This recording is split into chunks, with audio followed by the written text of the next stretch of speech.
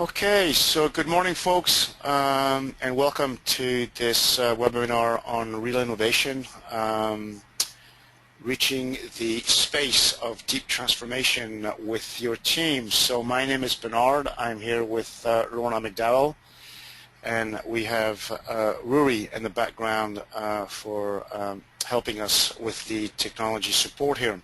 So you're very welcome. Lorna, how are you doing today? Hi Bernard, I'm very well, thank you, and looking forward to this webinar. Great stuff. So I'm at home today, sitting in Dublin here, very cold morning, blue skies, but we're getting through. How is it down in the west of Ireland then? In the west of Ireland it's dry, and the last couple of days have actually been lovely. Although today's not quite as bright as the last two, but since with the storms of last week, we are experiencing lovely weather here. Great stuff. So I'm going to hand it back to Rory for some of the folks here. We've got people from Ireland, India, UK, online. So in case you're not familiar with this technology, Rory's going to take you through a few tools that you have next to your name to play around. So Rory, over to you. Yeah, hello, welcome. If you notice, you're currently on mute. So if you'd like to speak, there's a chat function, and you can send me a chat message, and you can either put your question in there or request that you'd like to ask your question, and then I'll unmute you. There's not much else to be aware of, except it's possible also to raise your hand beside your name if you can see that where your name is listed in the attendees. It's also possible to raise your hand there, and that will get my attention as well. And then I'll bring you in to ask your question to either Lorna or Bernard when there's a break in the presentation. So that's about it. No, Lorna, do you want to start? Okay, great. Thanks, Rory. Okay. So today we are taking a slightly different slant in our systemic team coaching webinars. In the past webinars, we've focused really on the theory and practice of systemic team coaching and defining what it is. Today I want to talk about what we consider to be a really important part of the success of any team coaching intervention, and that is about how you reach the deep space of transformation. So I'm going to be talking at a level which may make sense to some of the practitioners who are already in this field, about some of the challenges about going into this deep space, but also some of the principles behind it. So today we're going to be combining not just the theory and practice of team coaching, but also looking at the spiritual dimension of team coaching, which is really what we believe to be an important part of the next decade in collaborative interventions, about how we help people to reach that space and how we really help to talk about innovation. I'll just say something about Xenergie to begin with as well, and our interest in innovation. So our main focus is helping businesses to innovate and collaborate. Many people talk about innovation in a very bland way. It's a phrase which is being put around all over the place as being what we need to do in order to survive and thrive. And yes, we do, but one of the shortcomings of the overuse of the word today is that it is actually quite misunderstood about what we mean about real innovation. It's not just continuous improvement. This is a real stretch and leap into uncharted territory, and I'm going to explain why that's going to be so important. Systemic team coaching is what we do at Xenergie. The systemic part means that we look at the connection between the individual to the team, to the organisation, and not just to the market and the context, but to the world as well. And we believe team coaching is a container for transformation, a vehicle for transformation, which is incredibly powerful, both on an organisational front, but also in the way we conduct ourselves in communities too. We believe that many of the resources that we need in the world today are actually trapped inside our organisations and inside our communities, but we need to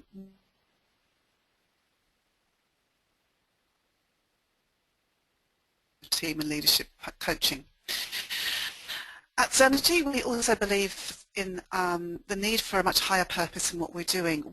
We are committed as an organisation to working towards the repair, healing and transformation of world systems.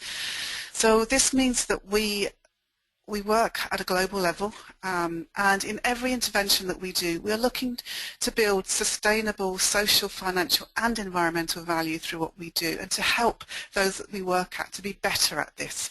So if you like, it's really looking at the balance between building social value through people and through respecting the world that we live in, and still being able to deliver profit as well, because, you know, money is an energy which helps the world go round, but how can we help that go round in a better way for the good of all?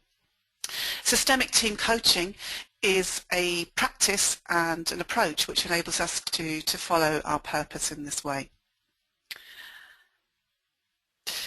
So when I was talking there about the connection between the person and the organisation, this is another way of seeing that. What we're looking at is the connection of all kinds of collections of people and of thoughts. So if we look at how one person operates, what goes on in one brain and the collective brains, what goes on in an organisation, the collective brain, the connective beings of all the people in organisations, and how can we as a collective actually make a difference to the economies that we live in. So delivering that vision of people, profit and planet together. So this is what we're about. I'm the founder of Xenergie, and although I grew up in the UK and the early part of my career was in international marketing, I was involved in helping a lot of American startup organisations to launch themselves in Europe. Today our organisation is based in Ireland, and I decided to come to Ireland to build this organisation because I believe that Ireland was a place where that could actually set innovation free, and that it had a very special purpose in the world. So I'm talking to you today from the west of Ireland, which for those of you that don't know it, it's the furthest place west you can go on the Atlantic coast before you hit America. And it has been a place that's been visited for centuries by people in search of wisdom. And in Celtic traditions, people always used to travel west in order to gather wisdom. And the West, in many traditions, not just the Celtic one, but many traditions around the world, is associated with the ancestors, it's associated with endings, but it's also the journey, representing the journey to the Celtic otherworld, a journey through different dimensions. And that's very much about what I want to share with you today, is how we work at innovation in a way that we're actually accessing other dimensions of the brain, other dimensions of the mind, how we really tap into the imagination. And what I found since I was living in Ireland was that it really enabled me to tap into my imagination, into my dream world, into my unconscious. And I really found other places and parts of me which enabled me to transform and therefore to build the work that we do today around systemic team coaching. So this idea of accessing the deeper imagination is very, very important. So the hypothesis for today on which this webinar is based is that the level at which organisations are thinking about innovation and VUCA leadership is only touching the surface. I'll come back to this VUCA word in a moment. VUCA is an attempt to describe the current experience that we're having in regard to change, but it does not really describe the journey into the future adequately. It's an expression of the pain that we're experiencing as many things change around us. But to reach the deep level of transformation and innovation in our systems and organisations and communities today, we need to go to a much deeper and higher level to stretch in how we see ourselves and our relationship to the world in relation to this idea of people, profit and planet. And this is one of the reasons why we find change so hard. If we look at how change has been approached in the last 100 years, it's been approached rather like a plan, setting a vision of what we want to achieve in the future, and then telling and broadcasting people what that vision of the future is going to be looking like, and that we need to go there, and putting in place a plan to get there. The problem is in the gap. the gap between the current reality, the comfort zone, the familiarity and the old habits, and that need for change. And that, in that gap lies the transformational space. But many organizations are really struggling to bridge that gap in terms of building not just the competencies but the understanding and the levels of consciousness required to really work at that gap and to help people delve into their unconscious and their imaginations. And so we get a gap in how we approach transformation. So many times when organizations look at innovation, let's say in research and development departments, they're looking at innovation still as rather continuous improvements, or fixing many of the problems that exist today, but not really stepping out of the box. And that's often because there are many restrictions about how they innovate. Perhaps there are regulations about what they're allowed to develop and what they can and can't do. But essentially what they're doing is managing the status quo, and there are many assumptions that things are actually going to stay the same in the environment around them. However, in the environment that we have today, the external context, the world around us, is changing significantly. There's much more complexity and ambiguity around what's there.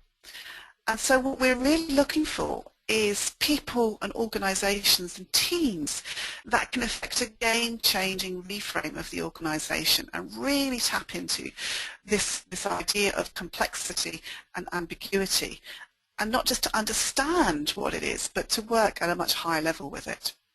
So back to VUCA, what do we mean by this? So VUCA stands for velocity, uncertainty, complexity, and ambiguity. And so you will see many training courses popping up today around leading in the VUCA world. And by the way, Xenergie has had courses in that with that advertising strapline too. And this is great. But what we're talking about is how do we build competencies for people to be able to deal with speed, uncertainty, complexity, ambiguity.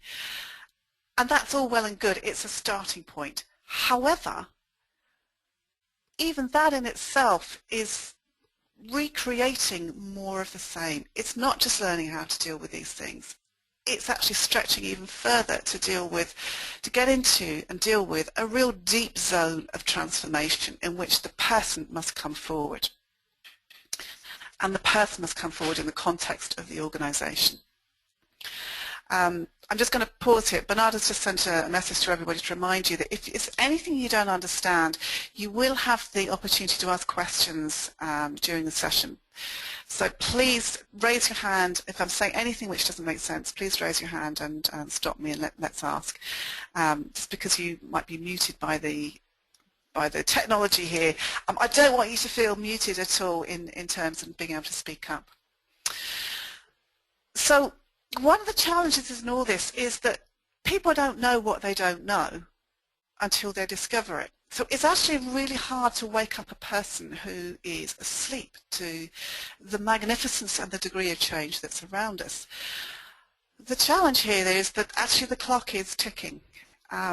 We don't have forever to do this. We have limits which are being set by the conditions in the outside world today. And we'll take a look at some of what those limits might be shortly. So when I look at the effects, the approaches that are in the world for making decisions about things and organizing things, it's quite helpful to draw on this. This is a 4x4 matrix which was developed by David Snowden. It's called the Cunnivan matrix. And Cunnivan means the place of multiple belongings, and it's a way of helping us to organize and make sense of the kinds of decisions we need to make. But in relation to most 4x4 models, which tend to be categorizing models, this is actually a sense-making model, which is a model which helps us to deal with some of the difficulties and ambiguities of today. So whereas, we go to the bottom right, many organizations are looking at organizations still as innovation as best practice. I'm looking at this search for how do we deal with VUCA in best practice, or even complicated. What it's looking at there is trying to trying to systemize what is actually very, very fluid and changing. And it's not always possible to do that. So best practice is when the cause and effect is really obvious to do. It's very obvious to all. So it's a simple decision to make. Good practice is when, you know, it's complicated. It's not easy, but it's still relatively certain, the cause and effect. But it revolves around some degree of systems thinking and analysis. Complex problems occur when the relationship between the cause and effect can only be perceived in retrospect. So what that means is that the data precedes the framework. That you can't necessarily start with a framework. You've got to start with the data and probe and sense to do that. So you're learning to deal with the emerging future here. And chaotic, it was when there seems to be no cause and effect between what's going on at all. And it feels very, very unstable. So when we talk about dealing with VUCA, we're in the domain, we're in the domain of dealing with a complex and novel practice. And what I'm saying is that many organisations today are really still only geared up to deal with best practice and complicated practice. And there is a huge divide in how we deal with the complex and the novel practice. So a big divide there between the right-hand side and the left-hand side. And the approach to change and innovation is still very linear. So we offer this change readiness formula as a way of thinking through how we deal with change today. And there are certain elements which are really helpful, but we need to be able to, a way to be able to work with these. So this formula, which is Gleicher's formula, looks at how we work with the dissatisfaction with how things are now. So as we're dealing with the difficulties of uncertainty, ambiguity, the tensions that brings up, how do we deal with those tensions? How do we build a vision of what's possible when we can't see the future?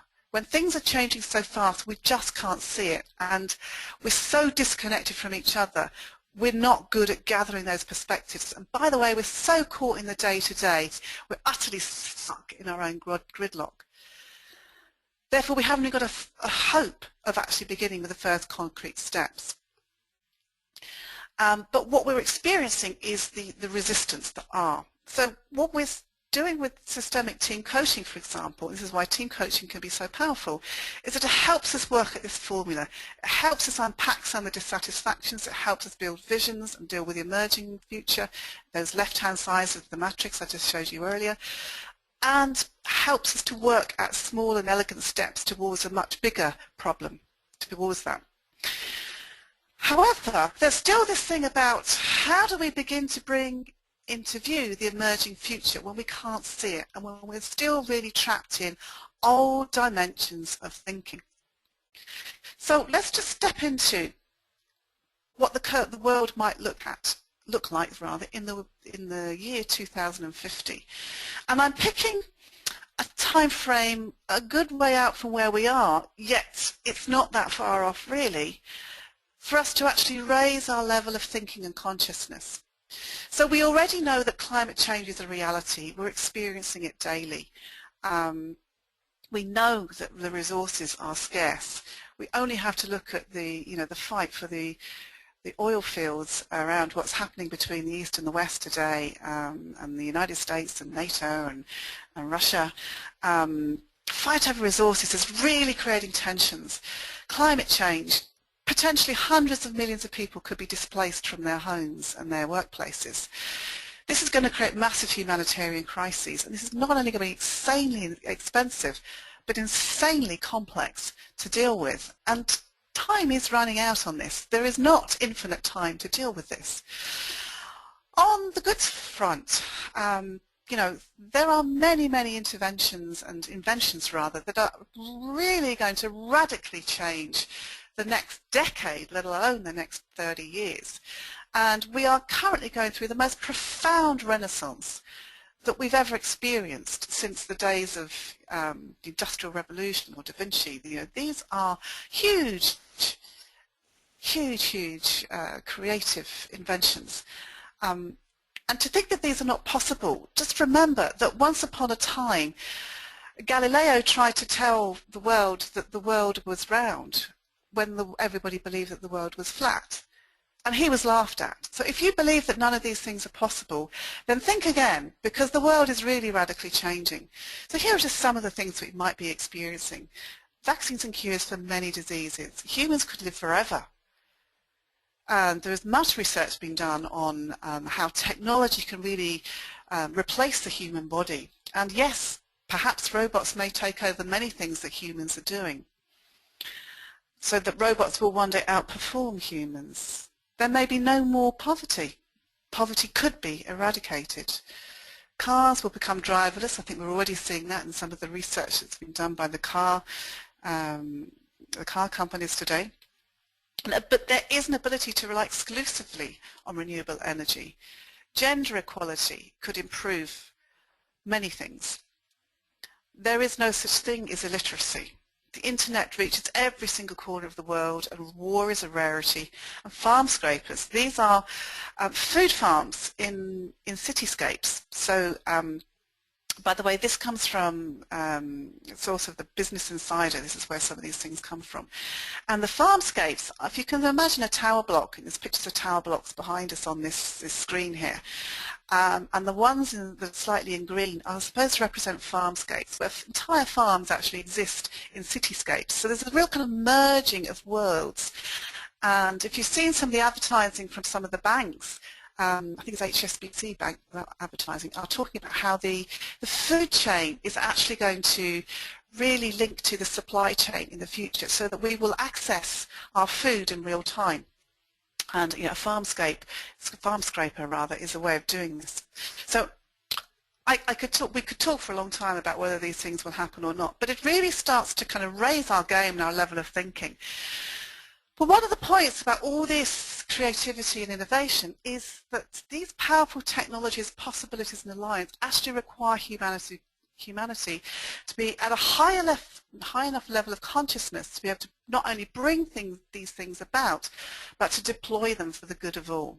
So this really does elevate the need for responsibility, social responsibility and environmental responsibility, that we're not just working for financial profit alone, but organisations and teams can really work at delivering much more social and environmental value what they do. And today, this is the statistic from Davos recently from Oxfam, that 1% of the world owns more than 99% of the world, of the resources in the world. So that really gets us thinking about where we are today in relation to this.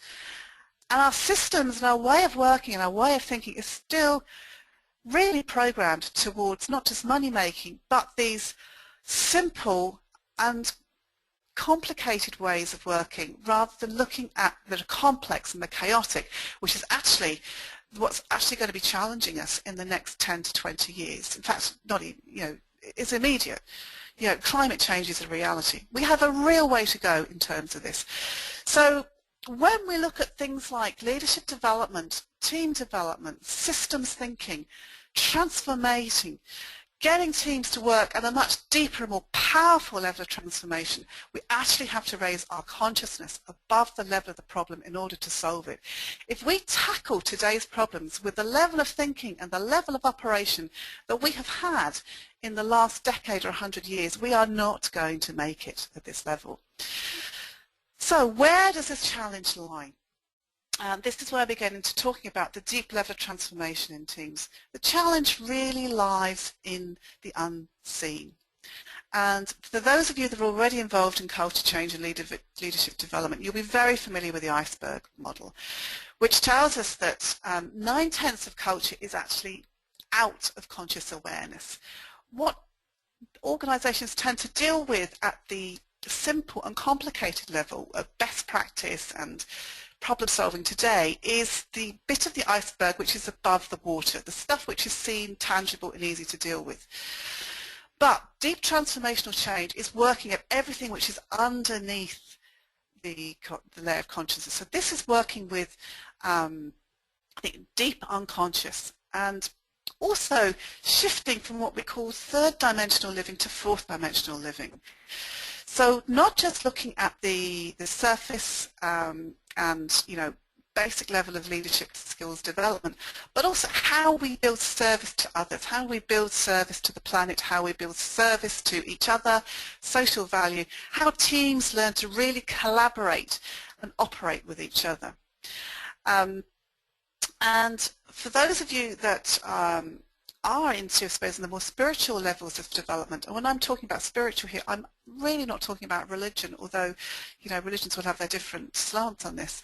I'm talking about how we really raise our level of consciousness around the dimensions of thinking to take ourselves into, I suppose, much more of an astral plane around the higher human consciousness, the higher planetary forces here, and how we as a world work together to bridge the divides between the nations to build that unity consciousness. That's what I'm talking about, and this can be done within teams. So in terms of the dimensions of a person, we're talking about being able to reach not just from the self, but also to go beyond the self, to look at the unconscious of the self, the journey from the self to the superego. So how do I, my little self here on the planet, actually look at my higher self? How do I reach into being a better being that I am now? And if you look at Apple's corporate purpose, you will see that they talk about how they can be a better company, how their people can be better people. It's not about being perfect, it's about being better. And that's what we mean about the stretch from the self to the superego. How can we leave behind the past and start to embrace the future, realizing that by the year 2050, the world could be a dramatically different place? What does this mean, therefore, for the dimensions of the organization? How do we work purposely and passionately towards understanding that social, financial, and environmental triple bottom line? How do we work towards that? How do I connect my heart into really doing that, and therefore engaging my practices, how I bring myself into the work? How do I really develop my role around this? What actions do I need to take? Therefore, what stories, what culture does the organisation need to build, and what systems, practices, disciplines do we need to get there? And this is the work of building the organisational culture around that. So as you can see, there's an awful lot here. So getting into that deep inner space is how do we bring people at whatever level they're at to be able to work with these dimensions of consciousness, to be able to work with their actions, their emotions, their perceptions, their cognitive mind, to understand how that they are creating and manifesting their own outcomes simply by the level of thinking. So this is about raising people's level of thinking. And I'm going to turn now to some ancient wisdom for a moment, and I'm drawing here on some of the yogic traditions from the Vedas and the Sanskrit scriptures. For those of you that are not familiar with this, the Sanskrit scriptures were some of the most ancient scriptures in the world, and they actually formed and informed many of the spiritual practices and disciplines around the world. So I'm just going to draw on them for a moment because I have found them very helpful. I'm not asking you to accept them at any level, but just simply to think about them and play with these ideas today. In the 1980s, a yogi called Yogi Bhajan came to the fore and developed something called Raja Yoga into Kundalini Yoga, which gave a set of sutras for understanding that the times we're in. And I'm just going to work through some of these just to help us think about our level of thinking here. So the first one is that as we develop the self and collaborate with others, we really need to recognize that the other person, the person that we least get on with, the person who most challenges us, is actually ourselves. And this takes us into the journey of really discovering that that which most challenges us is where our greatest learning lies. And so this is very important for teams as they learn to collaborate. How can they realize and work with the differences between them? How can different personalities come together to really, really develop and get into that deep innovation space? Well, it requires deep perseverance. And co-creation sometimes is the only way to find the way through blockages. And there is a way through every block. This is the second sutra. But often, in order to find our way through blockages, we need to access thinking at a much higher level. And as we do that, this means delving into our unconscious, delving into the imagination, being able to think outside of the box. When we approach life from traditional levels of thinking, from the simple levels of thinking. It's very linear, and we get stuck at the blocks and we can't find ways through them. So this calls for huge compassion, and so understand through compassion or you misunderstand the times. This is one of the other sutras from Yogi Bhajan for the ages that we're in. Also, not needing the certainty in answers before we understand the journey. So when the time is on, you start and the pressure will be on. This is about the need to take a journey. And the need to align ourselves with, I suppose, a higher level of thinking. This is the 5th sutra of Yogi Bhajan. Also the sutras of Patanjali, and Patanjali was one of the people who wrote the ancient Sanskrit scriptures, and he taught about being able to reach the blissful state of oneness, to develop discipline, and to be able to manifest our thoughts. So can you imagine if what you are thinking, what your mental program is creating, so you will manifest in real life. And the need to liberate our ego from fear. So now at this point I'm going to pause because I might be losing some people on this call and I might be really engaging others. And the point I'm trying to make here is that we really need to raise our level of thinking. And part of this journey in team coaching is reaching some of the more spiritual levels of interaction between each other, where we can't necessarily explain what's happening in that space, but we know something amazing is happening in that social space between us. And this is the deep space of innovation. How you reach there as a team is the journey that the team takes. Bernard, I'm just going to ask you to join us at this moment, just to pause and offer some of your own experiences of reaching these dimensions. Hello, Bernard. Thank you, Lorna. Yeah, can you hear me now? Yes. Hello? Okay. Yeah. No, I'm just checking if you have any questions at the moment. I think there was a few comments coming in to us. I think it'd be good for the rest of the presentation to wrap it up in a more concrete, tangible way. Okay. People understand, some of this comments. So there's, spirituality is good, but how do you integrate this within the corporate environment? Okay. I have a comment. So it's just more to wrap it up into more of a left brain framework. Yeah.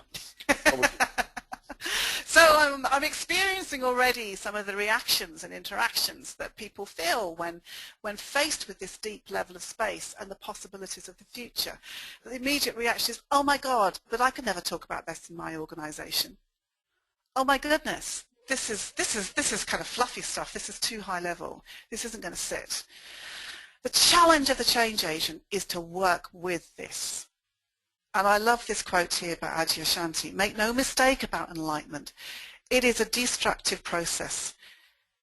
It's not just about becoming better or becoming happier. It's about being able to crumble and to unpack what's there and to get away from the untruths to the truth. And so when you embrace some of the, the sutras at a deep level that we talked about there, and we work with organization transformation, this is the work that we do. Systemic team coaching is about unpacking some of the truths and untruths and to work with those. And transformation is a degenerative and a generative process, but first we have to unpack our ways of thinking. And to understand that some of the mistakes that have been made in the past, that some of these mistakes were actually the portals of discovery. So I've talked there about transformation being both destructive and generative. So in entering that deep space of transformation, we need to be able to enter that deep space of unpacking, that deep space of looking at our levels of thinking, understanding where the future is going, to whatever level we are capable of understanding that today, and that will vary for all of us, and not one of us really totally understands the future. To believe that we do understand the future is at one level talking from a place of ego. But all teams, all organizations need to learn to unpack where they have been and to unpack unpack and understand their current level of thinking and their way of thinking in order to understand its limitations and to move forward. This in itself is a journey of trust. It is a journey of deep discovery, and it's a journey that can only be taken as a group. And it requires personal development as well at a deep level. The generative part of it is the rebuilding of the new. But in order to build the new, we need to recycle the past. We need to let go of certain things in order to make room for stuff. And so at Xenergie, this is one of the things that we are very I suppose very in tune with, and it's where we've really built our reputation over the years, is to create environments where people can do that. And that's one of the reasons why we bring groups to the west of Ireland for this work, to be able to do this work outside of the day-to-day office environment of hotels, outside of the cities, is so very, very helpful. And so we're working with teams around the world. A lot of the work that we do is online. But we bring them to a place and a space where they can actually find this deeper level of awareness within them. And each person travels at their own speed on the journey too.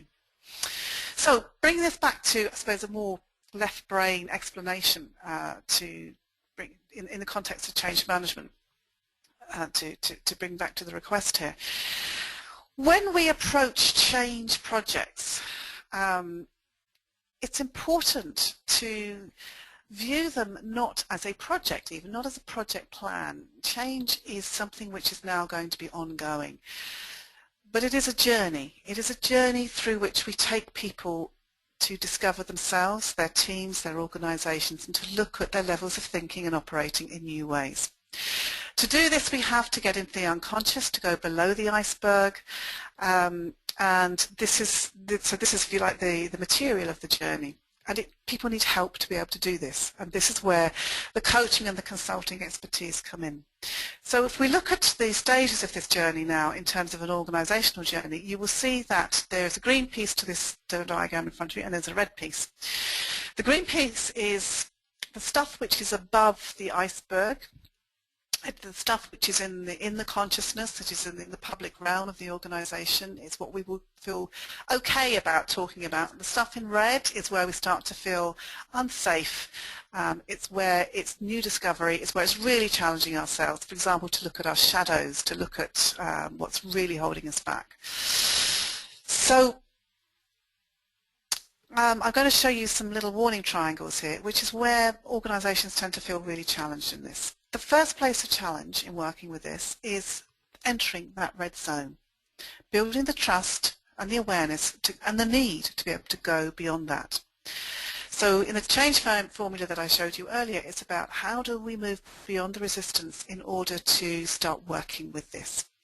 And the reason why many organisations fail at this is that they're afraid to go into that deep space of transformation, because it's going beyond the status quo, it's challenging, it's putting the head above the parapet, and it takes a group of courageous change leaders to do this. And so in beginning to work with this, an organisation needs first to develop a group of change leaders at a senior level who are ready and willing and able to lead the organisation on this deep journey of transformation. And this is why systemic team coaching is a useful vehicle to do this. The second layer of difficulty is around letting go of the past and current levels of thinking. And at this point, an organisation may be thinking about whether their transformation journey is even worth it. What on earth is all this about? Some people will be having aha moments, and they will be getting it, and they will be experiencing deep levels of personal transformation themselves, whilst others will be completely locked in the past still, because people move at different stages and different places on this journey. The third level of difficulty is around trying to take this onto an organisational level, to move beyond the team into other teams. How do I influence others? How do I become how do I orchestrate, and how do I become an agent of change? And it's really about how people begin to walk their talk. And the difference between the third and the fourth triangle, which is the last one I've just shown you, is the dark night. So generally people tend to go backwards at this point before they go forward. And the dark night is when we actually stand up and we start to realize and we start to co-create with that future in mind, because the future is now becoming very, very apparent. So change is a journey. It's like sailing a boat. There are many conditions that are changing constantly around us, and we need to sail that boat to an uncertain destination. Becoming a change agent is a journey in itself, and it requires professional development. So if you are looking at this webinar today from a position of HR, organisational development, perhaps you're a project manager, perhaps you're a leader in an organisation, this is a sign that you are a change agent who themselves needs to go on a journey to really understand how to work with these techniques in much more depth. And if you can imagine that systemic team coaching is rather like creating a boat through which people can take this journey. And in learning to become a professional change agent, you are learning to sail and take others on that voyage. This is what you are learning to do. And this will challenge your level of seeing things. So in front of you on this picture is a student who is on one of our practitioner courses. She's actually a Russian lady who has travelled to the west of Ireland this year to work with people from Ireland and the Ukraine on how they want to bring about change in their organisations. As it says on the back of the t-shirt here, we don't see the things as they are, we see them as we are. So the first lesson of the change agent is that first sutra. Recognise that the other person is you. Recognise that you need to change your level of seeing first before you can influence others. And this will help you work with this change formula in your organisation. So to wrap up here, systemic team and innovation coaching is a change and innovation approach for transforming organisations that will take people, leaders, change agents into that deep innovation space to understand how to work with the unconscious, different levels of seeing the world, different dimensions of seeing, to explore the different dimensions of the organisation and the person, to connect people together in that common purpose, that passionate purpose of creating the future together and attuning multiple stakeholders together. Now, although I've explained this today at quite a high level and introduced the spirituality into it, the role of the change agent is to be able to work at that at a very practical level at which organisations will understand too. So our professional training is very much geared around how to develop projects and journeys in your organisation through that practical level, but you as a change agent developed at that higher level. And systemic team coaching also has very practical, tangible outcomes at a team performance level. Team performance increases the productivity and the creativity, which immediately drives better decision making and quick wins. So although the journey can take 1 to 2 years for a team to do this effectively, the team is seeing quick wins and gridlocks being opened for them quite quickly. So it is a journey where there is constantly things happening along the way. It's a really, really engaging journey because all the time it is developing the people and the culture. You're building the plane as you're flying it, and you're also constantly making connections between the individual, the teams, the organisation, the market, the world and the customers. So learning to make deep dives and also high stretches into different dimensions of thinking, to move away from this linear approach which is too simple, too transactional and just missing the point of where we need to go today. So it takes journey through team performance. We look at how to unpack gridlocks, look at the interconnections between things, to unlock cultural gridlocks in the culture. These are all things which the team will look at along their way. How they're struggling with behaviours, how they're transforming mindsets, and how they're learning to work with downloading what they need to express, how to let go of the past, let go of the voice of judgment, how to sense from that field that's emerging between them, and to work at integrating change between the I of the individual person, the we, the corporate culture, the organisational culture, the it, the behaviours and competences that people share between them, and the structures, how we're actually going to do that amid the changing world. So systemic team coaching is an integration of all these different things. And to keep it really simple, because this is all very complex, think of this as a Russian doll with many, many layers that have to be worked at the same time. And it is a convergence of many things: neuroscience, quantum physics, psychology, group relations, system thinking, business strategy, futurology, process consulting, coaching skills, team facilitation skills, team building skills. And yes, it works with profound results. And here are some of the organisations that we've been working with here at Xenergie. As I said to you, we're based in Ireland, but we act globally. With a client here in Pioneer Investments, we're working in 13 different countries with a global operations team, looking at how the changing world of financial services is shaping the way an operations team needs to develop. And so on and so on. The cave you most fear to enter holds the treasure that you seek. Systemic team coaching has a practice and a discipline to it. This is a slide which gives you, in short, the 3 stages around it: becoming ready for change, working with what's emerging, engaging in the design of the learning organisation. 3 broad stages to it. Within that you have a combination and a symbiotic relationship of team coaching and one-to-one leadership coaching, various stages of diagnosis and preparation, team development plans, personal development plans. For anybody that's interested in that, please contact us afterwards. We'll give you more information about the actual practice of that. But the main message for today around the hypothesis that the level at which most organisations are entering innovation and transformation today is not yet high enough, is that the cave you most fear to enter as an organisation, if you wish to reach that really deep level of transformation in your organisation and get those deep, profound and wide-reaching results, the cave you most fear to enter holds that treasure that you seek. But to enter that deep level of transformation, you will need change agents who are geared up and understanding of these levels, and they need to develop a practice between them that will enable them to work at this. And this is where we can help at Xenergie. We have a professional development program, systemic team coaching, a 7-module program. It runs over a year to 18 months. There's a number of modules, and we are developing practitioners to work with this.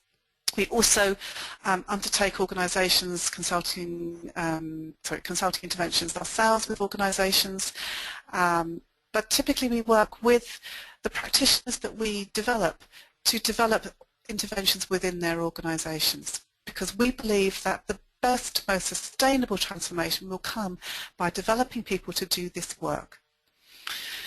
If anybody is interested in this, please do get in contact with us. I'm going to pause for a moment with questions here. But I'd like you to think, having listened to this, how have you raised your consciousness today? And what else might you need to challenge yourself with today? So let's pause for questions. And Bernard, perhaps you'd like to field the questions here. All right, Lorna, thank you very much for this. I know there was a lot of content, there was a lot of slides here and there, so let me go through the chat function here if I can read. So in the meantime, folks, we can unmute you, you can raise your hand, you can send out a chat function for any comments from what Lorna has just covered here. So if any comments as I'm going through this. So reaching the space of deep transformation is an art in itself. Definitely there's a lot to cover. So I have a comment here from Mary. I see you have a .co.uk email. Do you want to unmute yourself?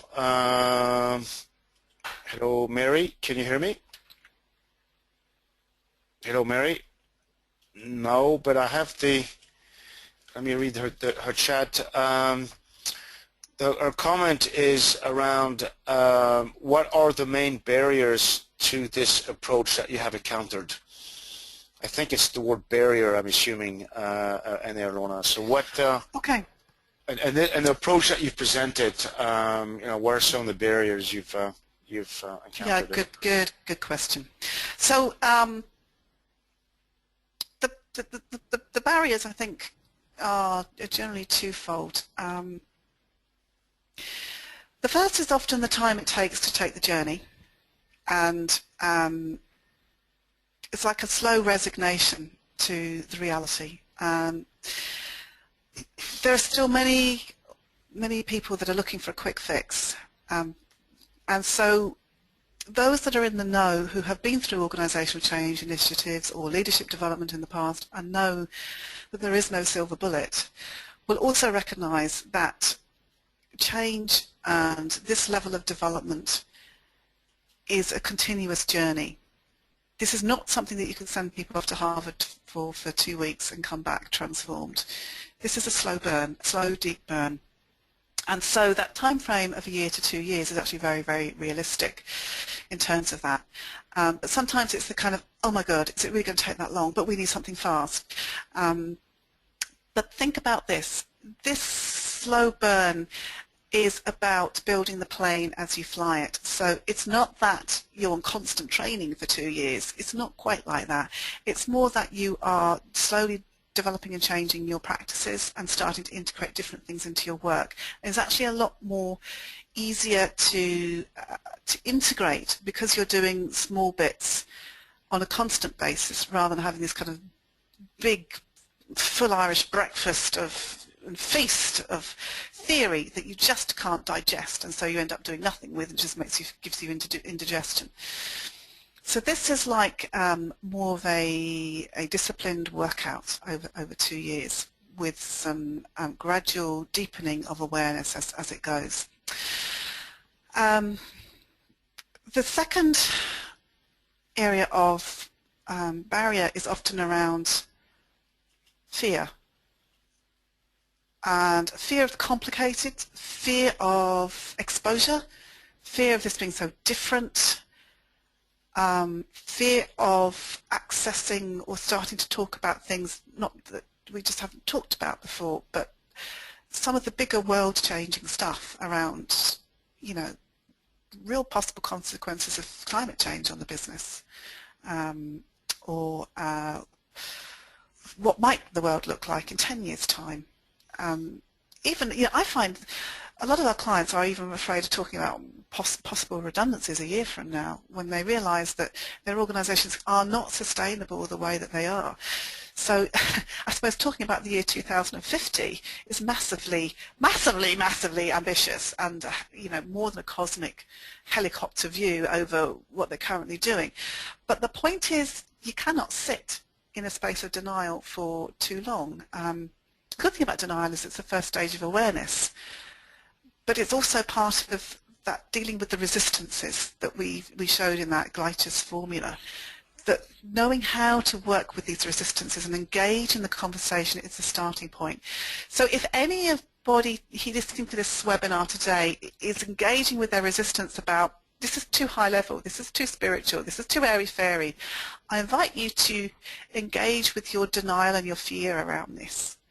And believe you me, I've had to do that myself because when we start to operate from that higher plane of awareness, we get dramatically different results. Even if the way that we come back and work with that in the organisation is one that is more accessible to all and more practical to all, we as change agents, as practitioners, as coaches and consultants doing this work really need to step into the future that is emerging. We need to be brave, we need to be courageous, and we need to just do it. And we need to encourage ourselves to develop learning. Thank you, Lorna. Okay, we must be going over time now, are we? We're slightly there. I'm just also looking at the comments, and thank you folks for in the registration. We kind of ask you for a few questions here. Some folks wanted to get an experience for facilitating deep transformation. I hope you got that when we asked the question, what would you want to get out of this? If involved in team coaching, what are some of the issues, opportunities you face? Find out more about team coaching. This is just one approach. Again, there are many different types of approaches in team coaching.